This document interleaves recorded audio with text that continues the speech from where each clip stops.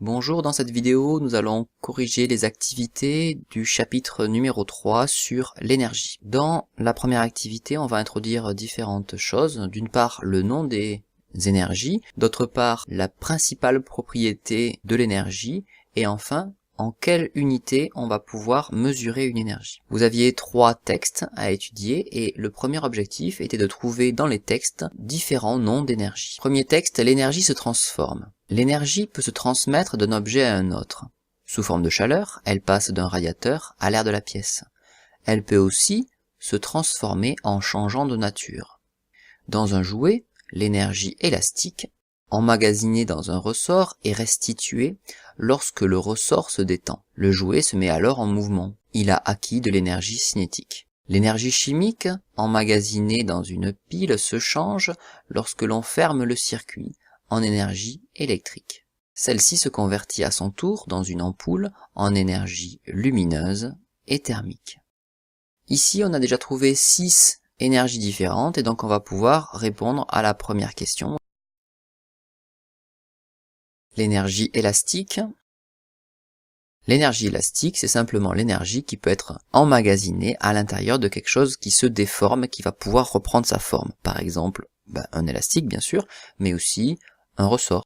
Je vais parler d'énergie chimique lorsque on va pouvoir tirer de l'énergie d'une transformation chimique. Par exemple, lorsque je fais du feu, je vais faire une transformation chimique et je vais pouvoir récupérer de l'énergie thermique. Cette énergie thermique, elle provient de l'énergie chimique qu'il y avait à l'intérieur de ce que j'ai fait brûler. Donc par exemple, le bois, comme je peux le faire brûler, contient de l'énergie chimique, tout comme le pétrole, le gaz, le charbon, etc.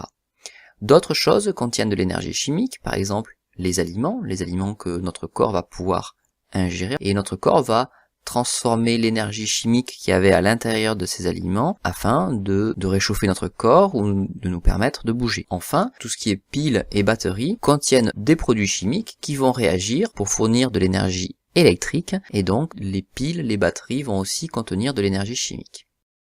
L'énergie cinétique, c'est simplement l'énergie du mouvement. Vous savez que l'électricité est capable de transporter de l'énergie, et donc on appelle cette énergie-là de l'énergie électrique. L'énergie lumineuse, c'est l'énergie qui est transportée par la lumière. Alors attention, on parle de lumière au sens large, c'est-à-dire tout ce qui est ondes électromagnétiques. Nous avons vu qu'il y avait des lumières qui étaient invisibles à l'œil nu, elles transportent elles aussi de l'énergie. Par exemple, les rayons UV transportent de l'énergie, mais aussi les ondes radio, qui sont de la lumière que l'on ne voit pas.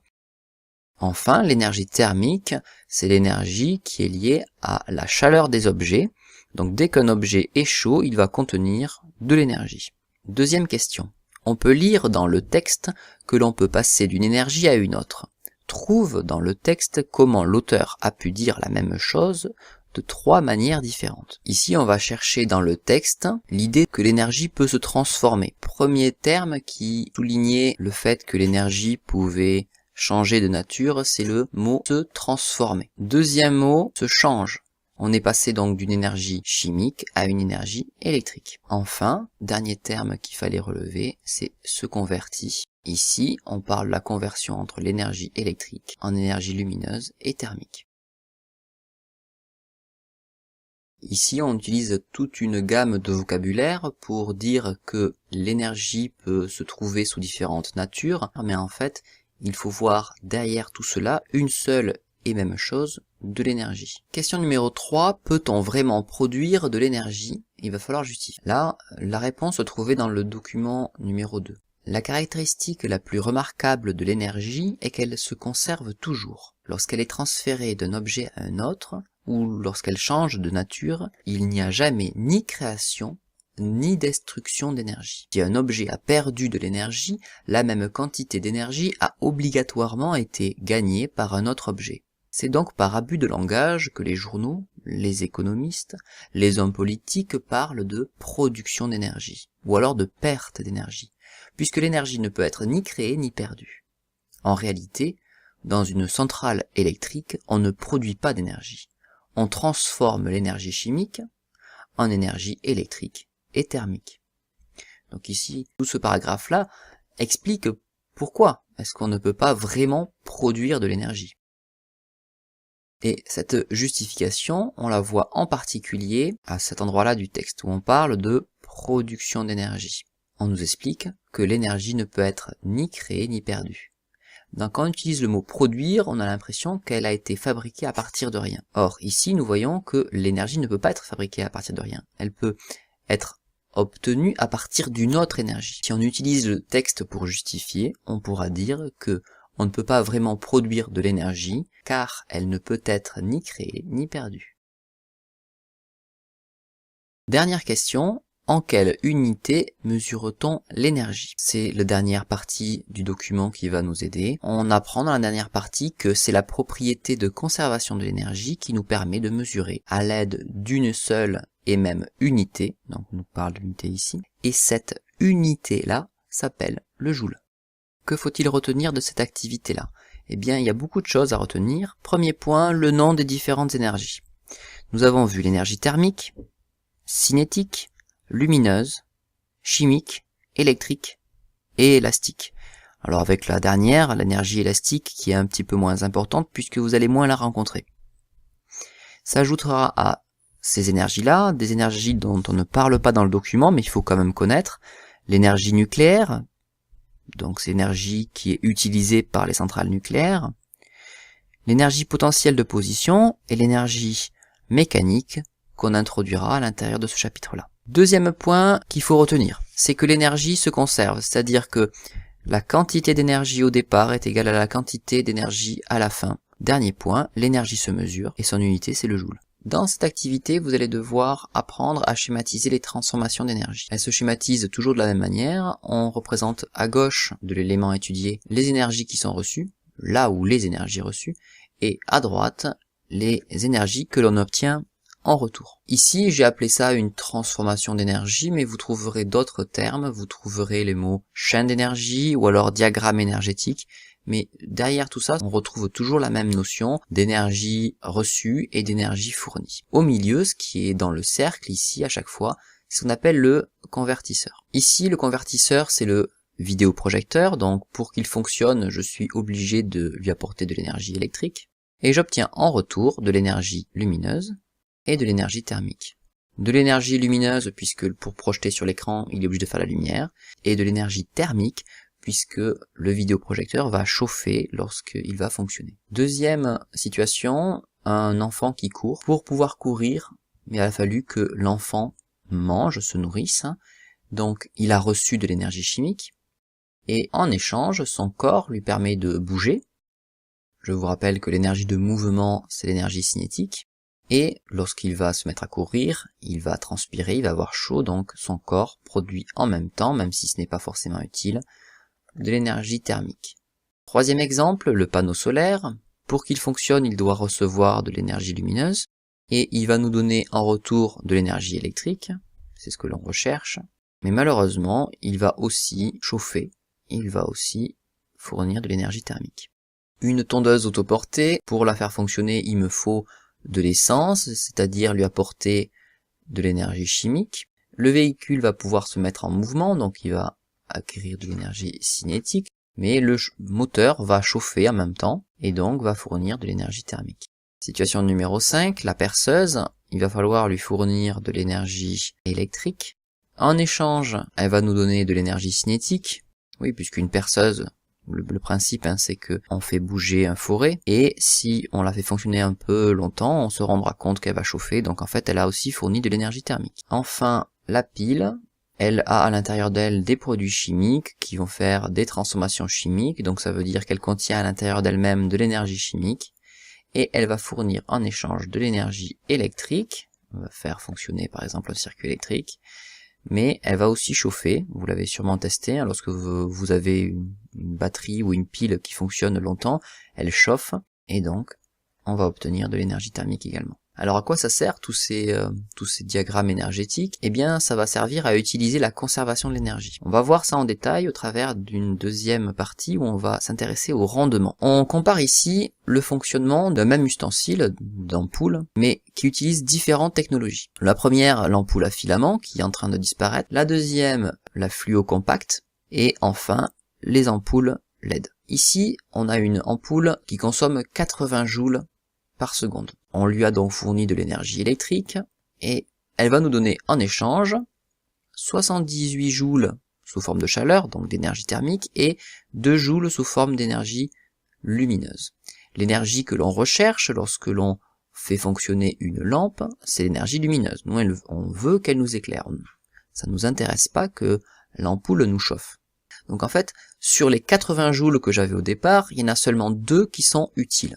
Eh bien, on va réussir à calculer le pourcentage d'énergie utile. C'est ce qu'on appelle le rendement. Pour calculer donc le rendement, on utilise simplement la formule qui est donnée ici, l'énergie utile divisée par l'énergie reçue fois 100, pour avoir un pourcentage. L'énergie utile, on l'a dit, c'est l'énergie lumineuse. L'énergie reçue, c'est l'énergie électrique que je lui ai fournie. Donc ici, on doit faire le calcul 2 fois 100 divisé par 80. On trouve 2,5%. Qu'est-ce que ça veut dire ici?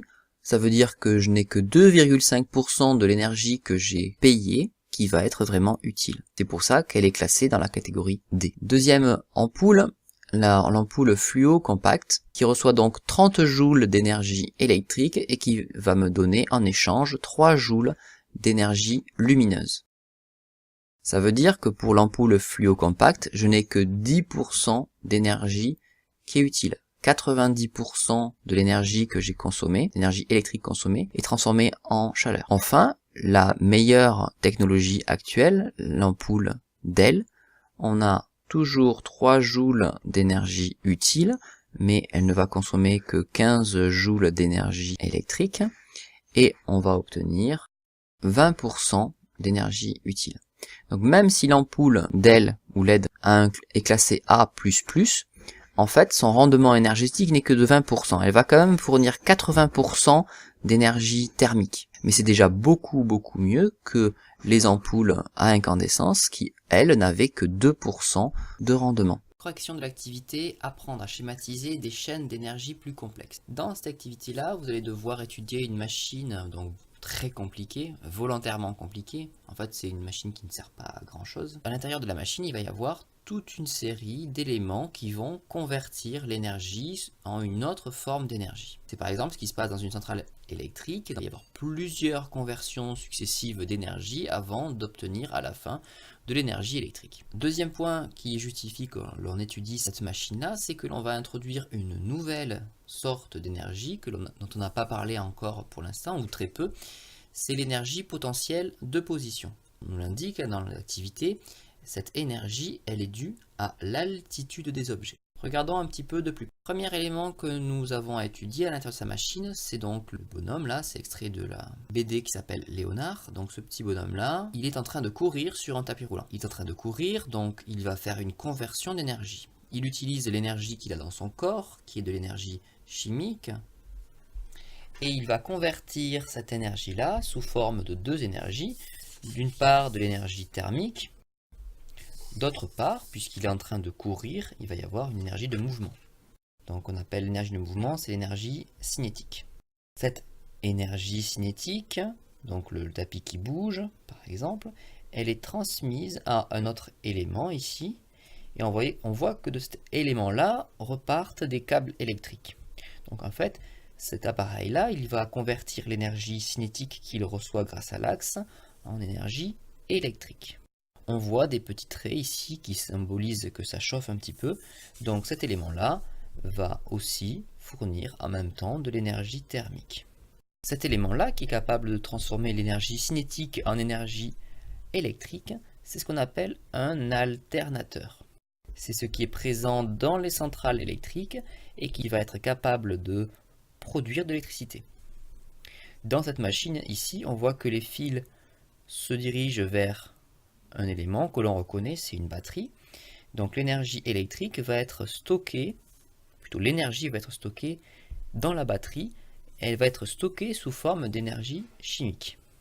On voit de nouveau des petits traits qui s'échappent de la batterie, donc ça veut dire qu'elle chauffe. En fait, elle va chauffer pour deux raisons.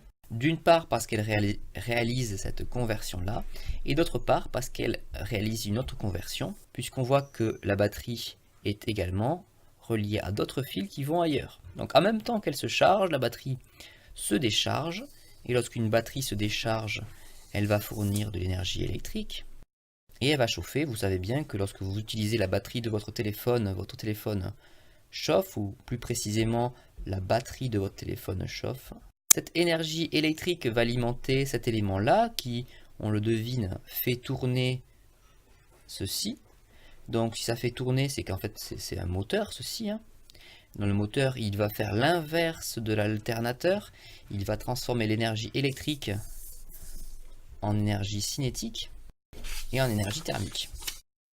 Ici, cet élément-là va utiliser l'énergie cinétique fournie par le moteur pour faire monter l'eau. Donc elle va lui donner de l'altitude à l'eau, et on va donc pouvoir utiliser le mot de vocabulaire introduit ici. Donc cet élément-là permet d'obtenir de l'énergie de position, qu'on appelle énergie potentielle, également de l'énergie thermique. Enfin, dernier élément de conversion, ici, le bac duquel l'eau coule et fait tourner une roue.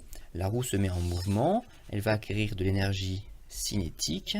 Et alors là, l'énergie thermique dégagée par la roue est très faible, mais elle existe quand même un petit peu. Si vraiment la roue se mettait à tourner très très vite, ici, ça chaufferait. Voilà, la chaîne d'énergie est complète. Activité d'entraînement, comment utiliser la conservation de l'énergie? Alors on avait déjà vu dans une activité précédente que l'on pouvait utiliser la conservation de l'énergie afin de faire des bilans énergétiques et en particulier calculer un rendement énergétique. Nous allons maintenant étudier un cas très simple qui est la chute d'une bille. On voit une image à droite. Cette image-là, c'est une chronophotographie. Vous avez le mot qui est marqué dans l'énoncé ici. Une chronophotographie, c'est en fait un photomontage où on va mettre sur une même photo l'ensemble des positions de la bille. Vous voyez que la bille, au cours du temps, au départ elle était là, puis ensuite elle allait là, en B, en C, etc. jusqu'en G ici. Chacune des photos est séparée par la même durée sur une chronophotographie. Première question. Lors de la chute, comment évolue l'énergie cinétique notée EC? Et on doit justifier. Intuitivement, on va pouvoir répondre. On sait qu'au départ, la bille, elle est immobile. Donc son énergie cinétique, elle vaut 0. On sait qu'ensuite, la bille est en mouvement. Donc ça veut dire que si elle est passée de immobile à en mouvement, son énergie cinétique a forcément augmenté. Mais on peut le justifier aussi à l'aide de la chronophotographie. On voit ici que les distances parcourues sont de plus en plus grandes. Ici, on avait une petite distance et à la fin, on a une très grande distance qui est parcourue entre deux images. Si elle parcourt une plus grande distance, c'est parce qu'elle est allée plus vite. Et donc, c'est pour ça que l'énergie cinétique a augmenté. Deuxième question, lors de la chute, comment évolue l'énergie de position notée EP? Il faut se rappeler ce que c'est que l'énergie de position. Nous avons défini l'énergie de position comme étant l'énergie liée à la hauteur, à l'altitude des objets. Ici, au départ, l'altitude était maximale, donc l'énergie potentielle était maximale. Au fur et à mesure de la chute, l'altitude diminue, donc l'énergie de position aussi. Troisième question, comment évolue l'énergie mécanique? Alors là, il faut savoir ce que c'est que l'énergie mécanique. L'énergie mécanique est définie comme la somme de l'énergie cinétique plus l'énergie de position. Nous avons vu que l'énergie cinétique ici, elle augmentait. L'énergie potentielle, elle, diminuait. Donc je vais le dessiner sous forme de flèche. Elle augmente, elle diminue. En fait, ce qui se passe, c'est que l'une se transforme en l'autre. Donc tout ce qui est perdu par l'une est gagné exactement par l'autre. Donc en fait, l'énergie mécanique, elle reste constante. Alors si vous n'avez pas bien saisi pourquoi l'énergie mécanique est restée constante, on va essayer de l'expliquer d'une manière différente à l'aide d'un graphique. Ici, ce graphique-là va montrer donc l'évolution au cours du temps de différentes énergies. C'est au cours du temps, ici je vais avoir en abscisse le temps, alors on ne sait pas, en minutes, en secondes, plutôt en secondes si c'est la chute d'un objet. On va tracer donc qualitativement les énergies EP, donc l'énergie de position en bleu. Au début, l'énergie de position est importante, donc je suis plutôt en haut. Je sais que par contre, l'énergie de position, à la fin de la chute de la bille, je vais atteindre le sol. Donc à la fin, l'énergie de position, elle va valoir 0. Alors on ne sait pas au bout de combien de secondes, mais comme c'est qualitativement, peu importe. Imaginons que je touche le sol à ce moment-là. Alors je sais pas très bien ce qui se passe entre les deux, mais je vais faire l'hypothèse, qui en fait est fausse, hein, mais peu importe, que entre les deux, c'est à peu près droit. Maintenant, je dois tracer en vert l'évolution de l'énergie cinétique. Au début, je sais que l'énergie cinétique vaut 0. Donc l'énergie cinétique, elle est sur le 0. Je sais aussi qu'à la fin, toute l'énergie de position va être convertie en énergie cinétique. Donc au moment de l'impact, toute l'énergie de position aura été transformée en énergie cinétique. L'énergie cinétique à la fin, elle est égale à l'énergie de position au début. Que va-t-on obtenir maintenant si on fait l'addition des deux, c'est-à-dire si on cherche à calculer l'énergie mécanique? Mais l'énergie mécanique, si je fais la somme de EP plus EC qui vaut 0, je vais rester là. Allons un petit peu plus en avant. Par exemple, mettons-nous à cet instant-là. Pour connaître l'énergie mécanique à cet instant-là, je fais ça plus ça. En fait, je pars de là et je vais augmenter de ça. Donc je vais me retrouver par ici à peu près. Maintenant, un petit peu plus tard, par exemple ici, hein, c'est pas le hasard, mais tant pis. Ici, je vais faire donc l'addition de ça, l'énergie de position, plus l'énergie cinétique. Donc, comme elles sont égales, ça fait 2 fois plus haut. Je vais me retrouver ici. Ici, je vais me retrouver par là. Et à la fin, l'énergie cinétique est maximale, et l'énergie de position est nulle. Donc, en fait, je me retrouve par là si je fais l'addition des deux. On se rend compte que eh bien, l'énergie mécanique, elle, ne change pas au cours de la chute. Alors ceci n'est pas exactement vrai, ce n'est vrai que si il n'y a pas d'énergie thermique qui est créée. En fait, il y en a un tout petit peu, donc en fait, normalement l'énergie mécanique va diminuer très légèrement au cours de la chute. Elle est tellement légère, cette diminution, qu'on peut la négliger. Donc j'espère qu'à l'aide de ce schéma-là, vous avez compris pourquoi l'énergie mécanique, somme de l'énergie potentielle et de l'énergie cinétique, ne change pas au cours de la chute.